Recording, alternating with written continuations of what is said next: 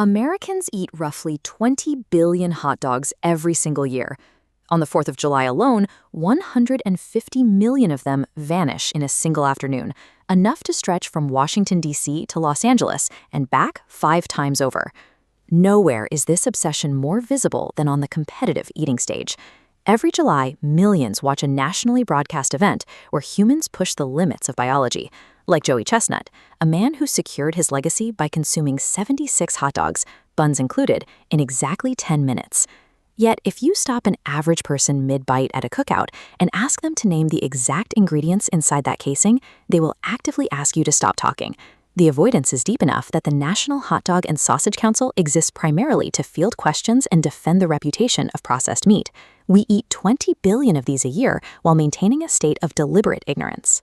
That silence was engineered over a century, beginning with entrepreneurs who solved local credibility crises, and ending with a national culture that values the comfort of a pastime over the reality of the factory.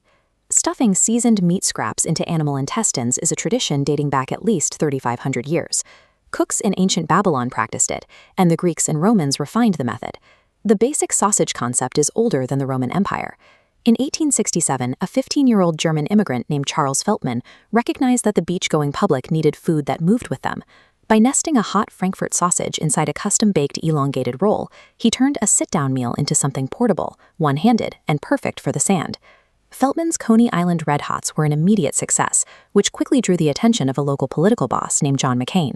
Soon after, a rumor began spreading that Feltman was filling his casings with dog meat, a tactic likely designed to squeeze the newcomer out of the market. Feltman cleared his name by publicly demonstrating his process, eventually building a restaurant empire. But the damage stayed. That 1867 smear lodged itself into the American psyche, creating a baseline of suspicion that every future vendor would have to navigate. In 1916, Nathan Handwerker opened his own stand and cut the price to a nickel, half of what the established restaurants charged. But instead of a bargain, the public saw a warning. If the meat was that cheap, they assumed the old rumors about dog meat must be true. To fix the image of his product, Handwerker hired men to stand in line at his stand while wearing white medical lab coats. The sight of what appeared to be doctors endorsing the stand quieted the public's anxiety. Once people saw medical professionals apparently vouching for the food, the logical fear of 5-cent meat evaporated, and the lines began to form. As the stigma faded, the hot dog became synonymous with American leisure. At the 1893 World's Columbian Exposition in Chicago, 27 million visitors encountered the ideal walking food, something they could eat while moving between exhibits without a plate or a table. This association was cemented in baseball stadiums, where the hot dog became a staple of the fan experience. Today, roughly 9% of all hot dogs sold in America are consumed at ballparks, creating a direct link between the product and a sense of shared national identity. By 1939, President Franklin D. Roosevelt used the hot dog to bridge a diplomatic divide. To soften anti-British sentiment before the war, he served King George VI hot dogs on a paper plate at a casual picnic. The image of a king eating with his hands like an everyday American was exactly the distraction the public needed. Through these layers of marketing, stadium culture, and high-level theater, the fear of mystery meat was replaced by a more powerful feeling of patriotic comfort. Underneath that comfort lies a highly regulated industrial reality. According to the USDA, the primary ingredient is meat trimmings, the irregular muscle scraps of beef, pork, or chicken left over after the prime steaks and roasts are cut away.